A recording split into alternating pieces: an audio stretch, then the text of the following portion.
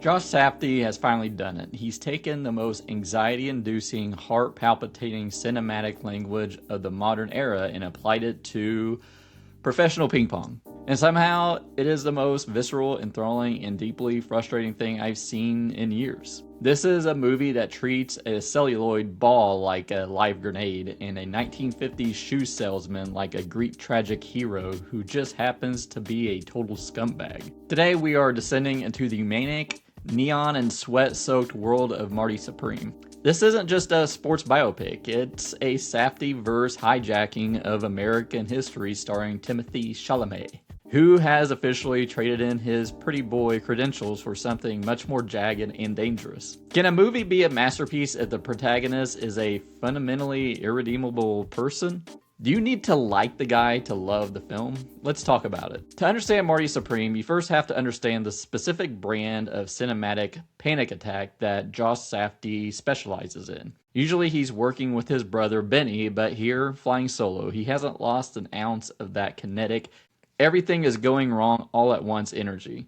We open in 1950s New York, but not the postcard version. This is the grit. The Lower East Side. The smell of shoe polish and desperation. We meet Marty Mauser, played by Chalamet, with his twitchy, fast-talking charisma that feels like he's constantly vibrating at a different frequency than everyone else. He's working in his uncle's shoe store, which, for a guy like Marty, is basically a coffin with a display window. Marty doesn't just want to be successful, he wants to be the guy. He's a hustler in the truest, most 1950s New York sense of the word. And his weapon of choice, a table tennis paddle. Now look, I know what you're thinking. It's just ping pong. But the screenplay here does something brilliant right out of the gate. It treats the sport with the same gravitas that Raging Bull treats boxing.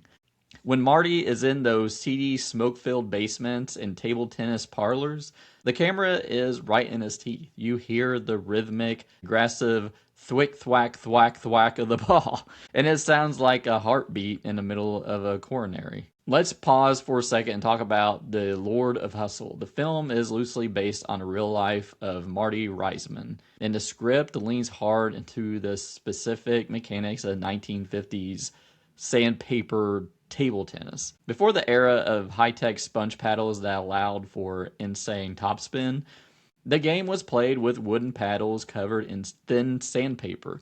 This meant the game was faster, flatter, and relied entirely on raw speed and psychological warfare. In the world of Marty Supreme, the paddle isn't just sports equipment, it's a tool for a con. Marty uses his flamboyant style, the silk shirts, the constant chatter, the theatrics, to distract his opponents from the fact that he is essentially a math genius of trajectory. The theory here is that Marty is an avatar for post-war American exceptionalism. He's a man who believes that through sheer force of personality and the hustle, he can bypass traditional hierarchies of class and sport. The film uses the specific physics of the sandpaper paddle to mirror Marty's life. It's all friction. There is no spin to soften a blow, it's just hard contact over and over until someone breaks. It's a beautiful bit of visual storytelling where the equipment itself tells you exactly who the character is. He's rough, he's abrasive, and he's designed to wear you down. Marty's dream of becoming a world champion is constantly being cannibalized by his own nature.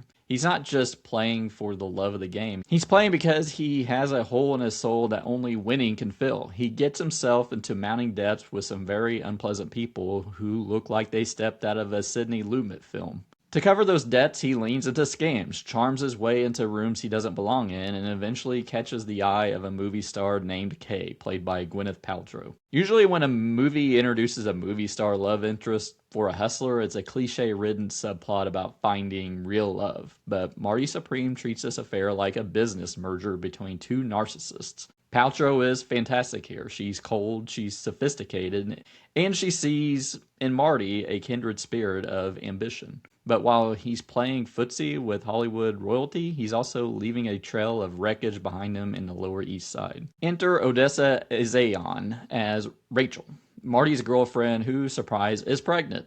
This is where the movie starts to feel like Uncut Gems wrapped in a sports movie. Every time Marty wins a match, he loses a piece of his humanity. He's hyper-focused on elevating the sport in America that he can't see that he's basically a hurricane in a shoe store. The pacing is relentless. Every 15 minutes, the movie shifts gears. It's like a series of short adventures that all bleed into one another. One minute, he's in a backroom gambling den. The next, he's at a high society gala. And then suddenly he's on a boat to London for the World Championships. It's a journey where the hero is his own worst enemy. The casting is also chef's kiss. Mwah.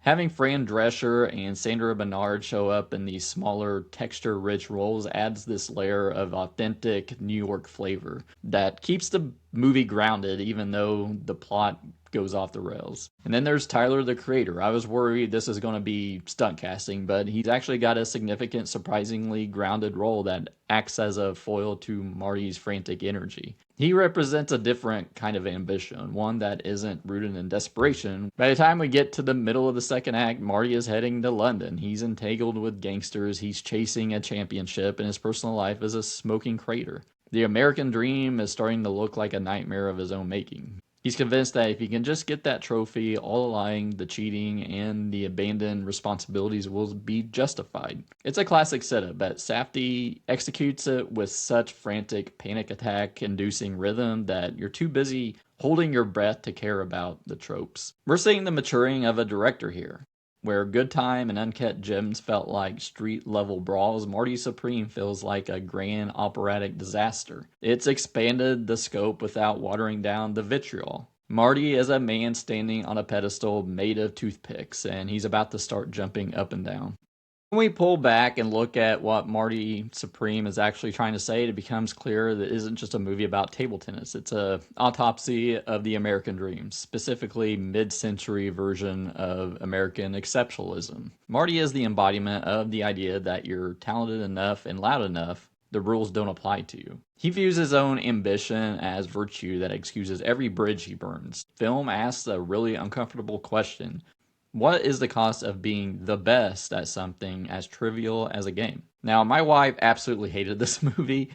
She couldn't stand Marty because she saw in him for what he really is, a parasite who ruins the lives of everyone in his orbit to satisfy his own ego. And honestly, she's right. If you go into movies needing a hero to root for, Marty Supreme is going to be a rough ride.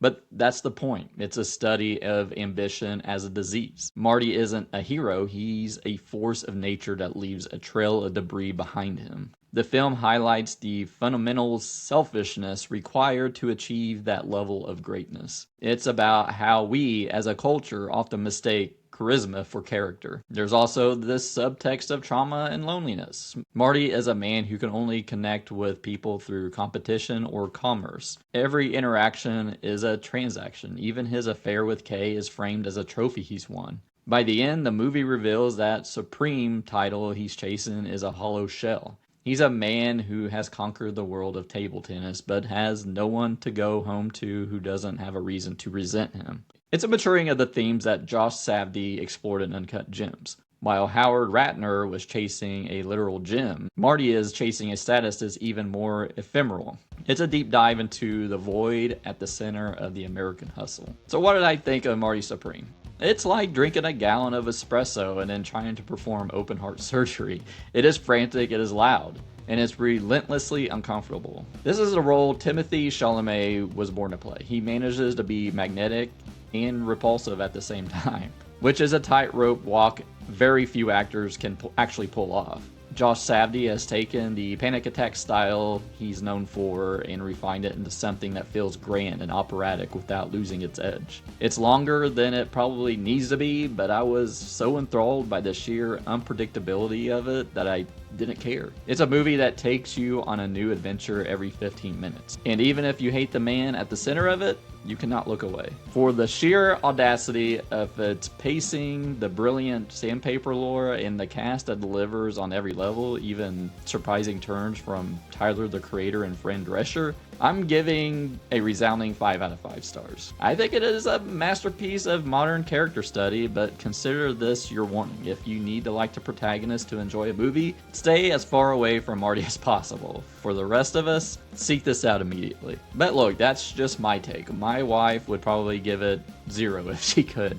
So I'm turning it back to you. We talked about this at the start. Does the character need to be likable for a movie to be great? Or are you team cinematic anxiety like me, or do you prefer your sports movies with a little more heart and a little less, well, Marty? Drop your thoughts in the comments and let's get a debate going. If you enjoyed this deep dive into the cult of the hustle, do me a favor and hit that like button. It really helps the channel out. And if you want more breakdowns of the weird and wired and wonderful in the world of cinema, subscribe to the channel. We've got plenty more coming your way soon, and until next time, stay obsessed.